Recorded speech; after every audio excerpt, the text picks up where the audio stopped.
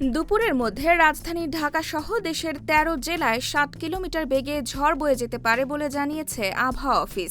একই সঙ্গে বৃষ্টি বা বজ্রসহ বৃষ্টিরও আশঙ্কা রয়েছে।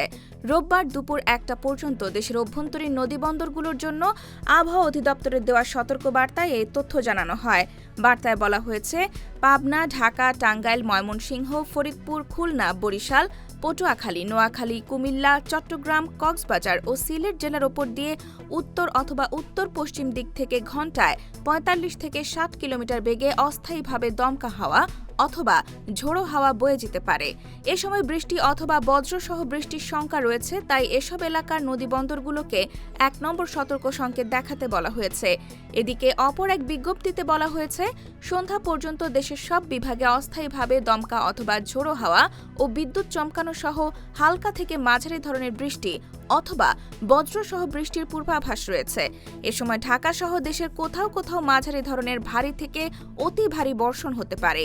দেশের সব বিভাগে ঝড় বৃষ্টির এ প্রবণতা আগামী কয়েকদিন অব্যাহত থাকতে পারে।